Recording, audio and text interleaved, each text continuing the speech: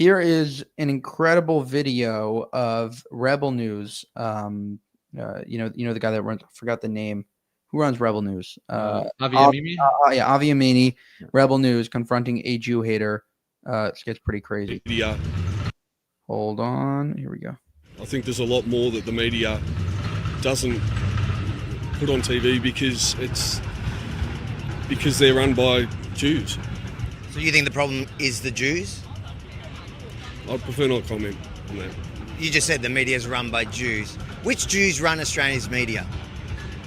Look, I'm not too sure. I'm not very educated on this, but like, it's just my opinion.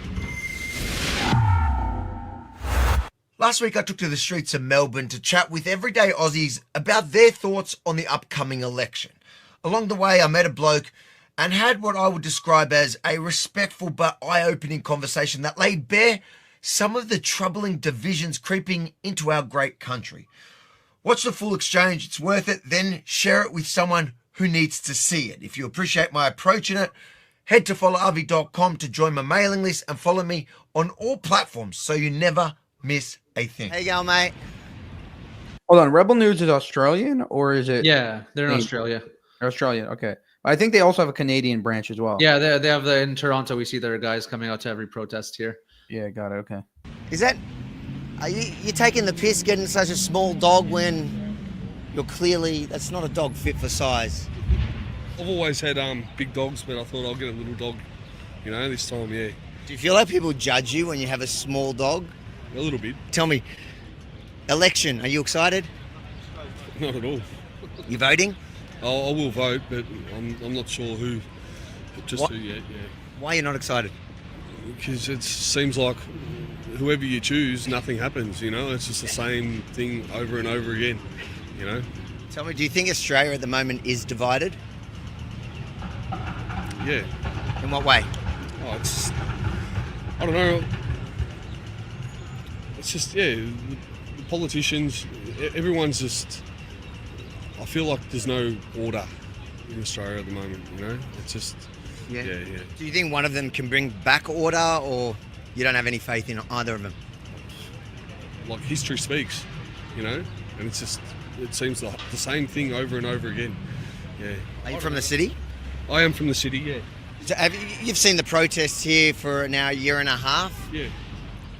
How do you feel about those? I'm all for it.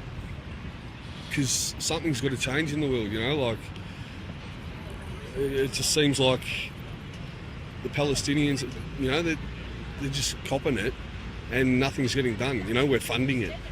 Yeah. So what would you like to see?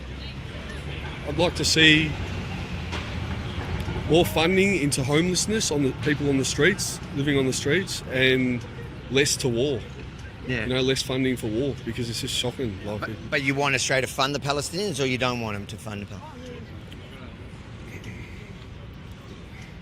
Look, I prefer to see money going into Melbourne, into the homeless, the people on the streets, and yeah. Do you think the protests that we're seeing every week here is divisive within the community, within the Australian community? What do you mean by that? Do you think there's an atmosphere of hate on when those protests are out and about? Look, when punt roads close down and stuff like that, yeah, and it affects traffic, I think definitely. But I think if it's done with permits and like people know in advance, they can, make other arrangements, public transport arrangements, all that sort of stuff. So I think like freedom of speech has to be, they've got every right to protest. Yeah. You seem sympathetic to the Palestinian cause. What do you know about the Palestinian cause? Is it kind of something new that you've learnt since October 7, or is this something you've always known about? Look, it's been brought to my light more after October 7, yeah, definitely. And I think it's yeah.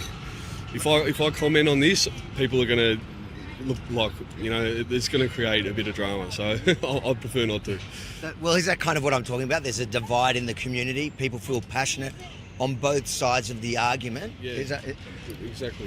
But do you think people are speaking from a position of knowledge, of understanding, of actually really knowing what's going on there?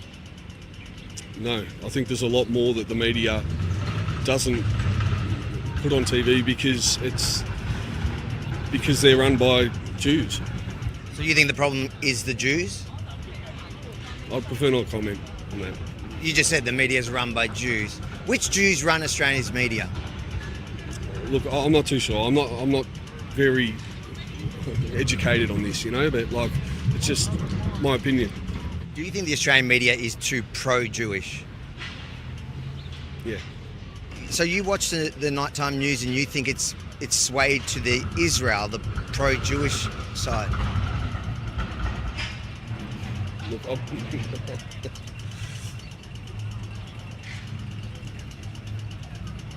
Is there something I that... can't comment here. Is there something...